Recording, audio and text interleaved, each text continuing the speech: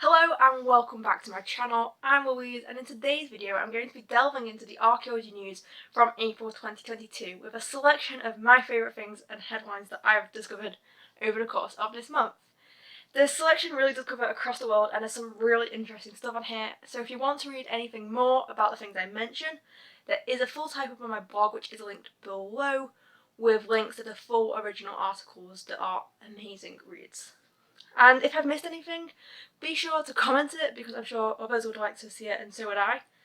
And yeah, please like and subscribe for more, and let's delve into the world of archaeology news from April 2022.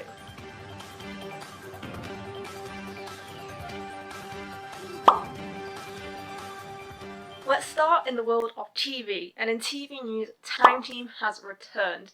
The show originally started with series 20 in 2013, but it was announced about a year ago now that it would be revived in YouTube through crowdfunding with series 21. The first dig of series 21 started in March, and that was in Cornwall, and it stuck to the original format of Time Team, but this time there was 3 separate videos, one for each day of the dig, and additional videos with more information about finds, etc.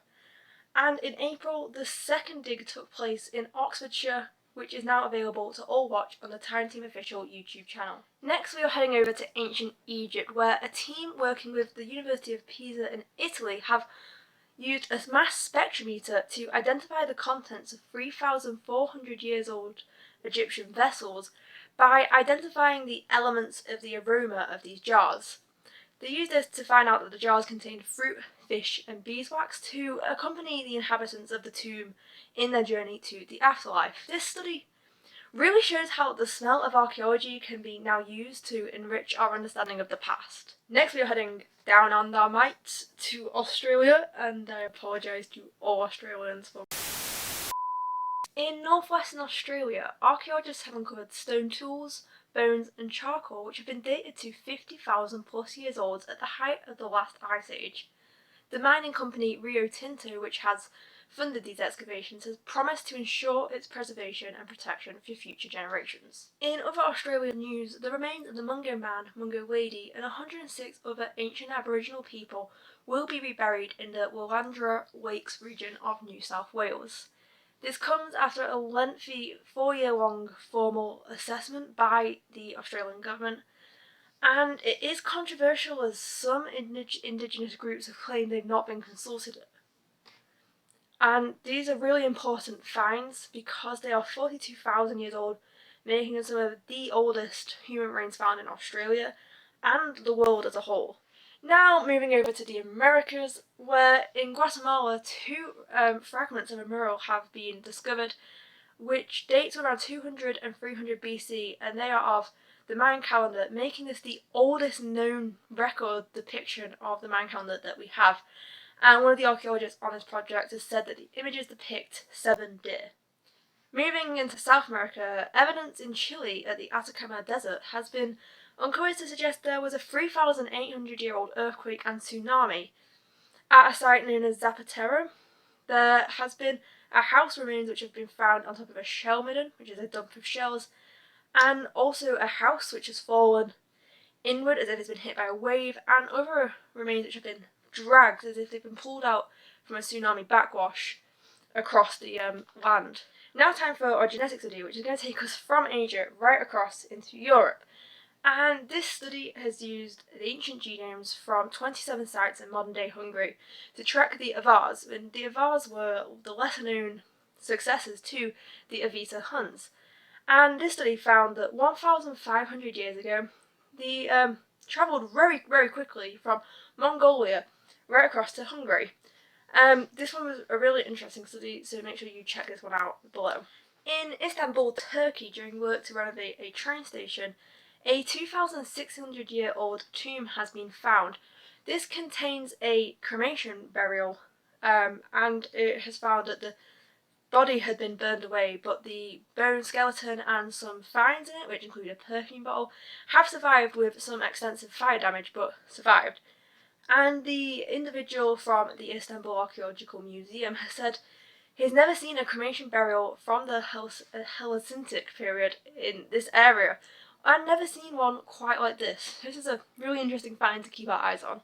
In Italy, a floor mosaic dated to the 6th century CE has been uncovered, and due to its size and quality, it is believed to have belonged to Theodoric, king of the Ostrogoths, or one of his ministers, which makes this a really interesting, unique find. In Switzerland, a metal detectorist unearthed a 9-inch clay pot containing a hoard of coins. Archaeologists managed to remove these in a solid block of soil and did a CT scan, which uncovered that a piece of cowhide had been placed to divide the coins into two piles, which has completely stumped archaeologists.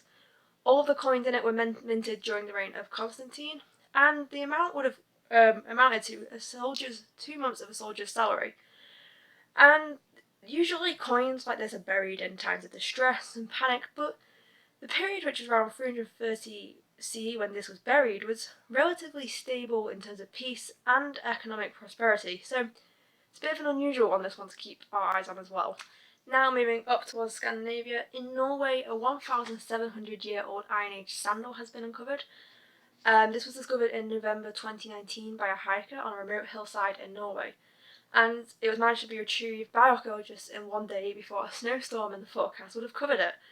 And since then it's been radiocarbon dated to around 300 Common Era, and it followed the Roman style of things. It would have been worn with some sort of fur to keep the user's feet warm. Sticking to Norway, a possible Viking boat burial and other burials have been discovered by archaeologists. This was found in a ground survey scan ahead of potential road construction, and it dates about 500 to 1,000 years ago and probably contains some sort of royalty or very elite figures. The impressions from the scan seem to show it being about 30 foot long, but little to no excavation has been done yet, so we're just going to have to wait and see what this actually unveils. Now looking at Europe as a whole, a study has suggested that the first European farmers were shorter than expected. DNA samples and long bones from individuals who lived in Europe 38,000 to 2,400 years ago were evaluated to see if they faced any negative health consequences during the switch. And in some parts of Europe it was found that the first farmers were 1.5 inches shorter than the hunter-gatherers that came before them.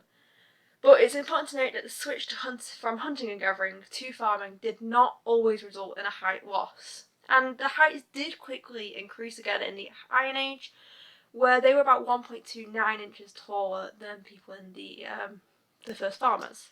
And for my final location, we are in Britain. A new study suggests that the pre-Stonehenge landscape was not as originally thought. Researchers analysed pollen, fungal spores and DNA found in ancient sediment, combined with optical luminescence and radiocarbon dating to create an environmental history. This found that it wasn't forest land like previously thought, but actually had grazing animals like red deer, elk and wild boar, and also the hunter-gatherers. Some of the earliest metalworking has been discovered in Britain in the form of two Bronze Age axe heads, which were discovered by metal detectorists in farmland in southwest England. These are estimated to be about 4,000 years old and used for cutting down trees. A gamma-ray spectrometer, which sounds so sci-fi, has been used to test its potential application in archaeology. This is traditionally used at nuclear sites to test for radioactive contamination, but at Roman Silchester in Hampshire it's been used, and the study suggests that it can be used to help archaeologists identify the composition of artefacts before they are even excavated. A new bioarchaeological study from the University of Cambridge into Anglo-Saxon diet has found that before the Vikings invaded, very few people actually ate meat. This involved isotopic analysis of over 2,000 individuals and showed that meat rarely featured in anyone's diet, which overturned major preconceptions. In Haverfordwest, Wales, 17 skeletons have been unearthed at a shopping centre. Archaeologists believe these burials to be linked to the medieval friary site of St Saviour's. They dug exploratory trenches and found some walls and tiles believed to be imported from France, suggesting this was the friary. The friary was established on an earlier site but moved to this site in 1258, but was believed to be home to 8 Blackfriars, which were Dominican monks. And it was incredibly wealthy until Henry VIII's decision to dissolve it during his dissolution of the monarchy. And finally, a study from the Departments of Biology and Archaeology in Oxford looked at 460 individuals buried in 17 different sites from the Bronze Age to the Industrial period, and looked at the number of parasitic worm eggs in the pelvic area. and it found that in the Roman and late medieval period they had the highest rates of these pelvic worm eggs, and it reduced in some sites during the industrial period. And this was because, well, presumed to be because of changes made locally before the Victorian-wide sanitary revolution, which reduced the numbers nationwide. And this is a really interesting find because it can be used to help modern populations that are currently experiencing the high numbers of infection and help them reducing it using the knowledge of how it was reduced in the past in Britain.